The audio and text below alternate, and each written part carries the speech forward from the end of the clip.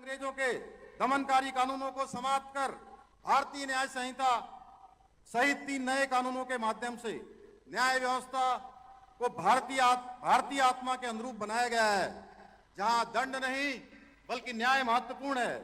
आदरणीय गृह मंत्री जी, यह आपके दृढ़ संकल्प का ही नतीजा है कि आज देश में आतंकवाद, नक्सलवाद जैसी विघटनकारी शक्तियों पर प्रभावी अंकुश लग पाया है।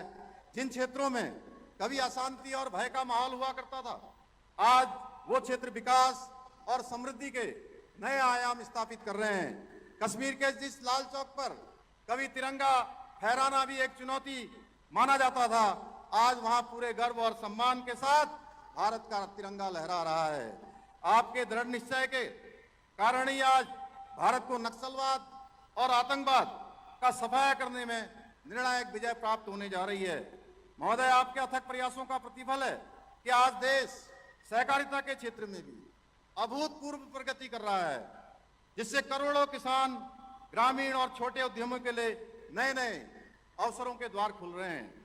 आज के इस अवसर पर आदरणीय गृह मंत्री जी के द्वारा हमारे पुलिस विभाग में 1900 चयनित आरक्षियों को नियुक्ति पत्र प्रदान करने के साथ ही सीए के अंतर्गत पाकिस्तान, बांग्लादेश और अफगानिस्तान जैसे देशों के आए हमारे शरणार्थी भाई बहनों को भारतीय नागरिकता प्रदान की गई है। मैं आज के इस अवसर पर आप सभी नवनियुक्त होने वाले आरक्षियों को और भारत की नागरिकता प्राप्त करने वाले भाई बहनों को हृदय से बधाई देता हूं। यह आप सभी का सौभाग्य है कि आपको ऐसे महान व्यक्तित्व के कर कमलों से सम्मान प्राप्त हो रहा है, जिन्होंने अपनी दृढ़ इच्छा शक्ति के बल पर राष्ट्र की एकता, अखंडता और गौरव को नई ऊंचाइयों पर पहुंचाया है। भाइयों बहनों, आदरणीय प्रधानमंत्री जी, आदरणीय गृह मंत्री जी मिलकर आज सशक्त और स्वावलंबी भारत के उस स्वप्न को साकार करने के लिए काम कर रहे हैं जो हमारे महान पूर्वजों और स्वतंत्रता सेनानियों ने सजोया था। आदरणीय मोदी जी देश के ऐसे पहले प्रधानमंत्री हैं जिन्होंने भारत को विकसित राष्ट्र बनाने का संकल्प लिया है और उसे साकार करने के लिए पूरी प्रतिबद्धता के साथ निरंतर कार्य कर रहे हैं। आप सभी भली भांति जानते हैं, 2014 से पहले पूर्व दुनिया के देश भारत को कमजोर और पिछड़े राष्ट्र के रूप में देखते थे, परंतु आज आदरणीय प्रधानमंत्री जी के सशक्त नेतृत्व के कारण पूरी दुनिया भारत की सामर्थ्य, शक्ति और क्षमता के आगे नतमस्तक है।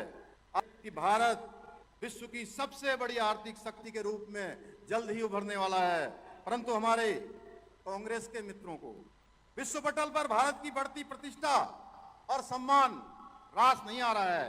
कांग्रेस के लोग आदरणीय प्रधानमंत्री मोदी जी का विरोध करने के चक्कर में आज देश का विरोध करने लगे हैं। हाल ही में आपने देखा होगा, देश के अंदर एक पूरी विश्व की एआई बड़ी समिट के दौरान इन लोगों ने सारी हदें पार कर दी और वैश्विक ग्लोबल लीडर्स के सामने भारत को नीचा दिखाने का प्रयास किया। अपने युवराज के अपरिपक्व नेतृत्व में आज पूरी कांग्रेस दिशाहीन और देश विरोधी हो चुकी है। भाइयों बहनों, आज आदरणीय प्रधानमंत्री जी के नेतृत्व में सनातन का जय घोष चारों ओर गूंज रहा है। भारत अपनी जड़ों से जुड़ते हुए पुनः विश्व गुरु बनने की ओर तेजी से अग्रसर हो रहा है। चाहे अयोध्या जी में भगवान श्री रामचंद्र जी का भव्य मंदिर बनना हो, काशी में काशी कॉरिडोर बनना हो, उज्जैन में महाकाल लोक बनना हो, या हमारे राज्य में केदारनाथ धाम, बद्रीनाथ धाम का मास्टर प्लान हो या नव निर्माण का काम हो। आज हमारी धार्मिक धरोहरों को संवारने का, सजाने का उल्लेखनीय कार्य किया जा रहा है, पर हमारे विपक्ष को ये सब रास नहीं आ रहा है। ये वही लोग हैं जिन्होंने भगवान श्री राम के भव्य मंदिर को बनने से रोकने के लिए अपनी पूरी ताकत लगा दी थी।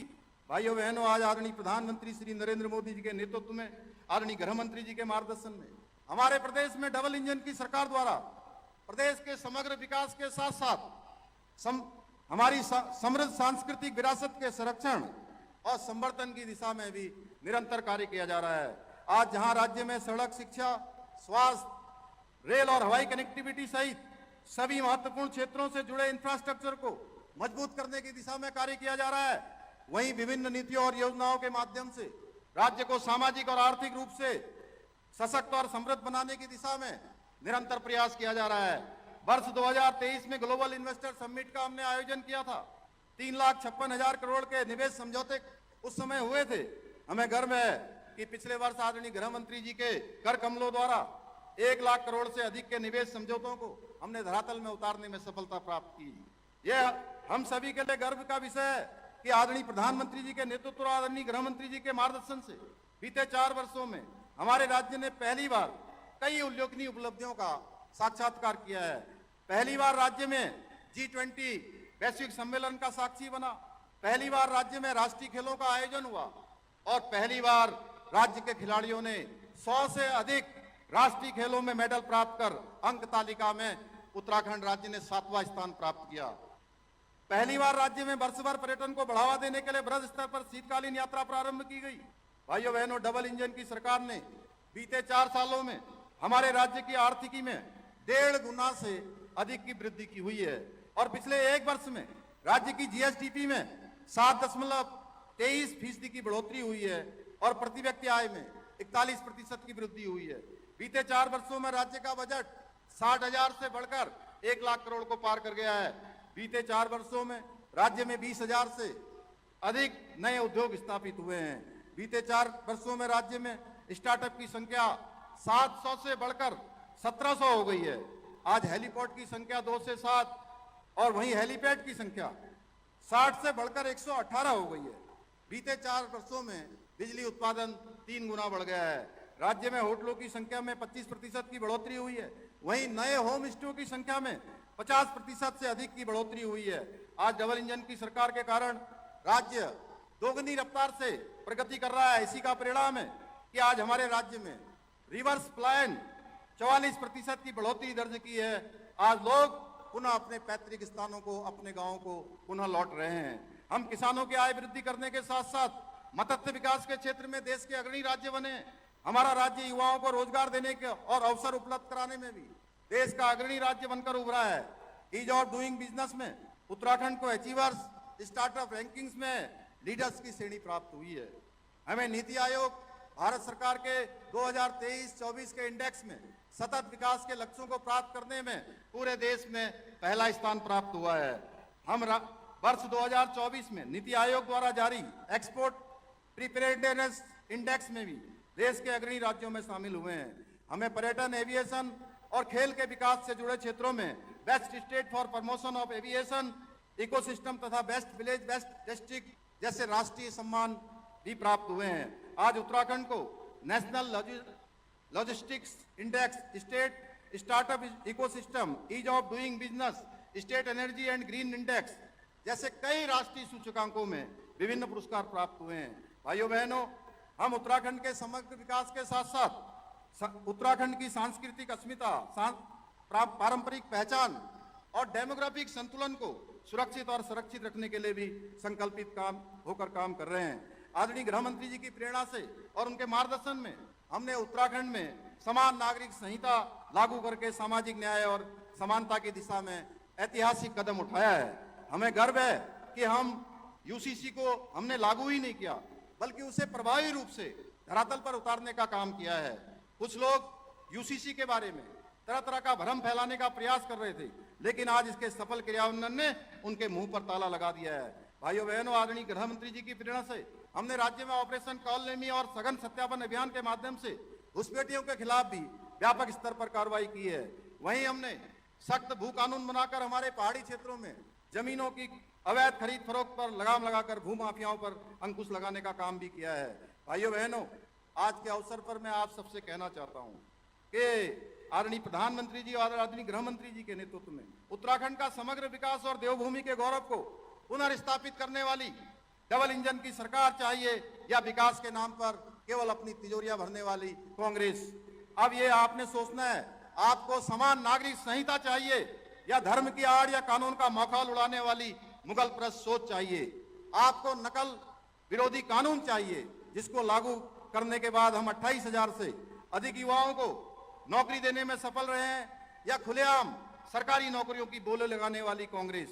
आपको देवभूमि के देवत्व और अस्मिता की रक्षा करने वाली भाजपा चाहिए, या राज्य में लैंड जिहाद, लव जिहाद जैसे कुकृतियों को खुली छूट देने वाली कांग्रेस चाहिए। आपको धर्मांतरण विरोधी, दंगारोधी कानून या वोट बैंक और तुष्टीकरण की राजनीति वाली ये कांग्रेस चाहिए। आपको मदरसा बोर्ड समाप्त करके सबको एक समान शिक्षा से जोड़ने वाली भाजपा चाहिए या अलगाववाद को बढ़ावा देने वाली कांग्रेस। आज के इस अवसर पर मैं आप सभी को विश्वास दिलाना चाहता हूं कि जब तक उत्तराखंड को हम प्रत्येक क्षेत्र में अग्रणी और आत्मनिर्भर नहीं बना देते, तब तक हम चैन से नहीं बैठेंगे, आराम से नहीं बैठेंगे।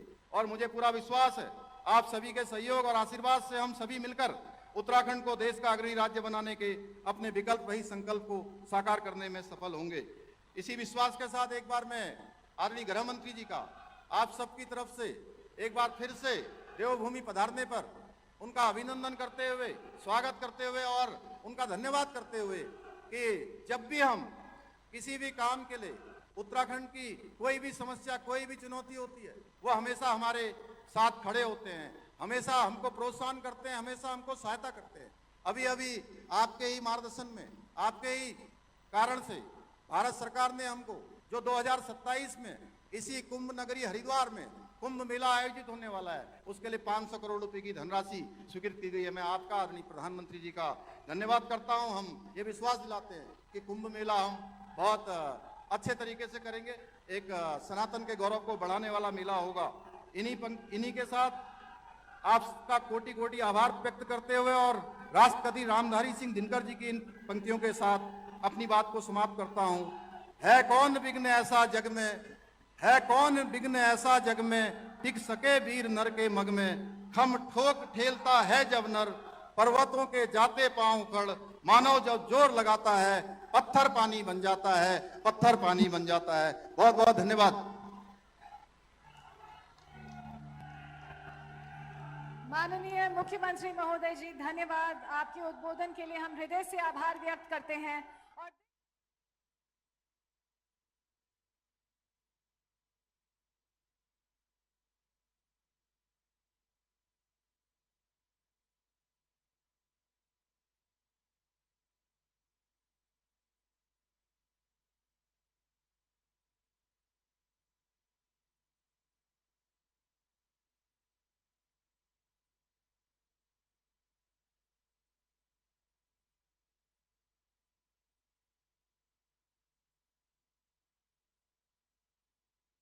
श्रीमान पुष्कर सिंह धामी जी,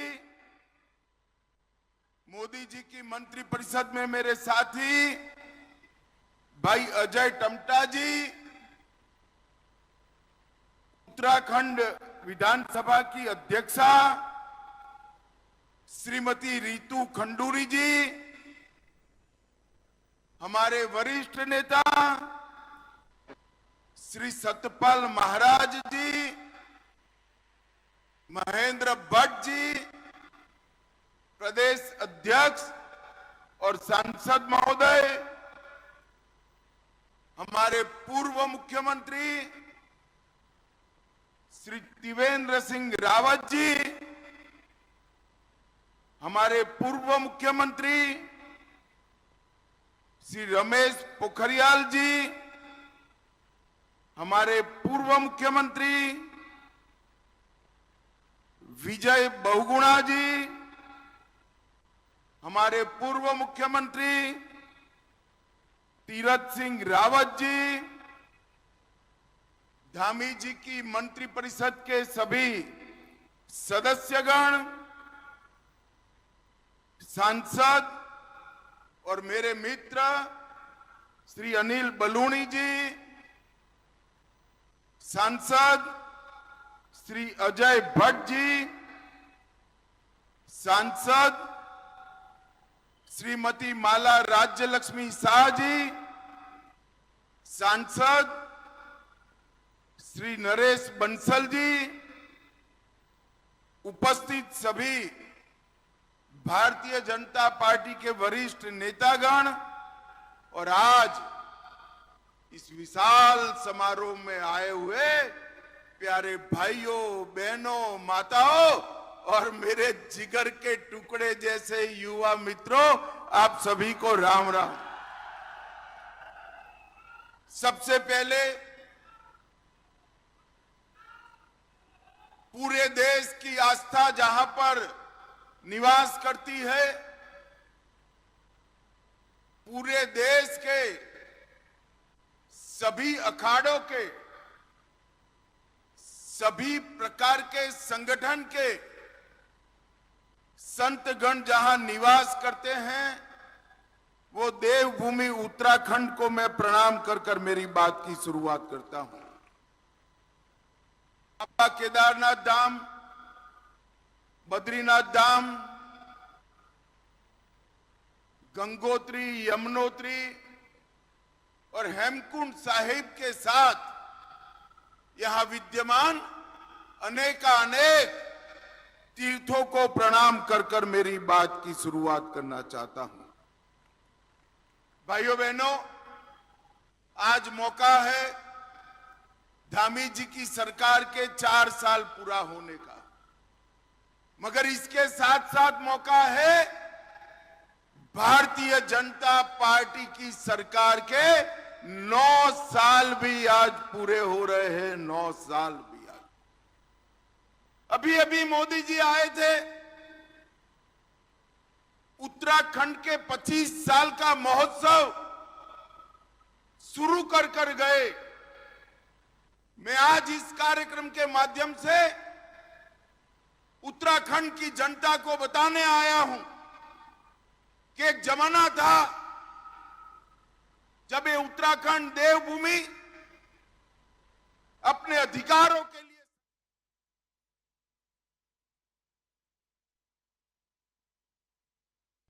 उसको देश में रहना होगा, और उत्तराखंड हमारा देश भर में यूसीसी को लागू करने वाला पहला राज्य बना है, पहला राज्य।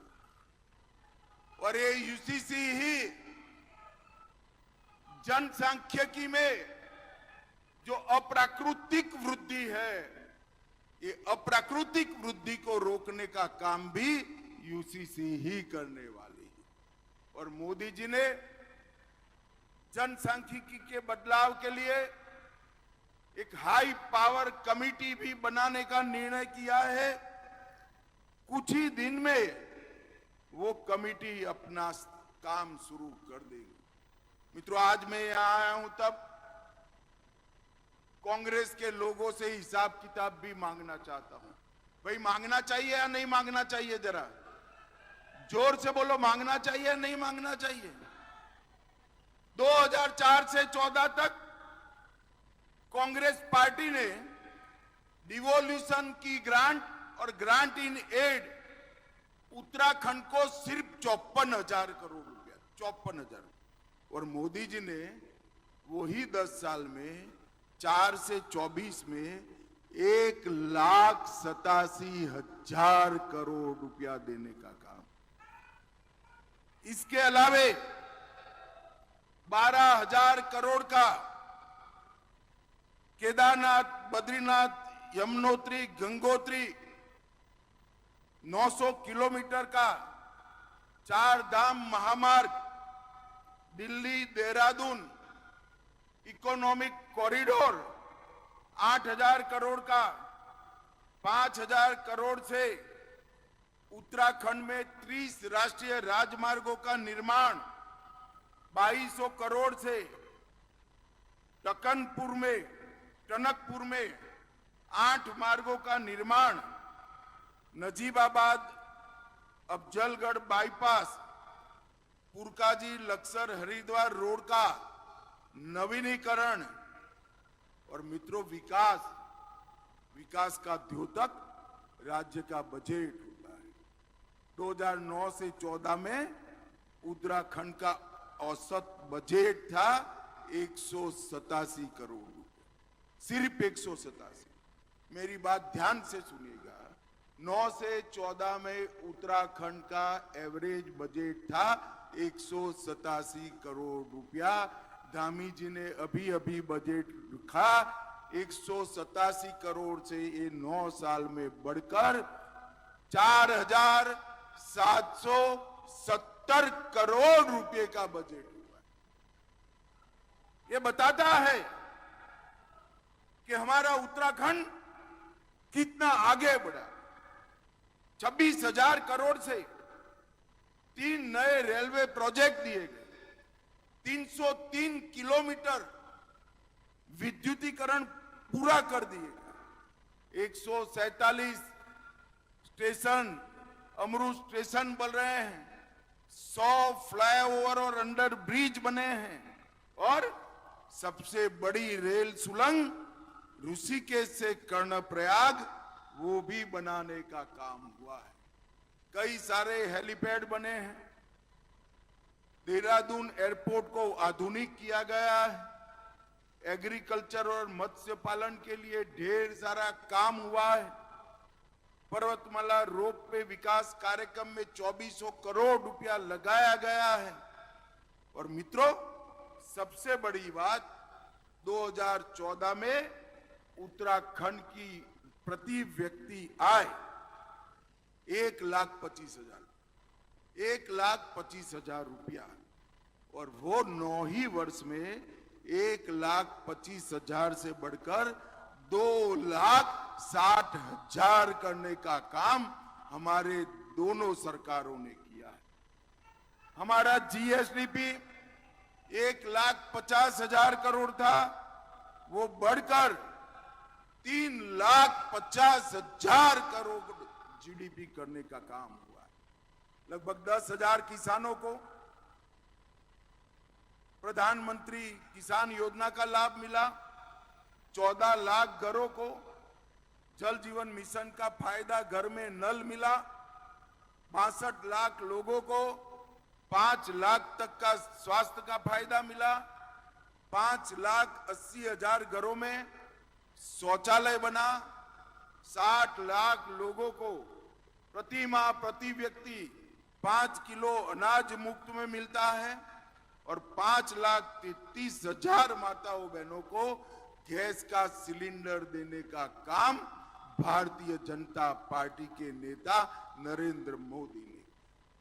मित्रों, एक और भ्रष्टाचार करने वाली कांग्रेस, अव्यवस्था फैलाने वाली कांग्रेस, उत्तराखंड के निर्माण का विरोध करने वाली कांग्रेस, और दूसरी ओर 4 धाम के प्रति अनन्य श्रद्धा से 4 धाम के यात्रियों में 3 गुना वृद्धि करने वाली भारतीय जनता पार्टी, उत्तराखंड के हर कस्बे को रोड से जोड़ने का प्रयास करने वाली भारतीय जनता पार्टी, युवाओं को बिना खर्ची बिना पर्ची नौकरी देने वाली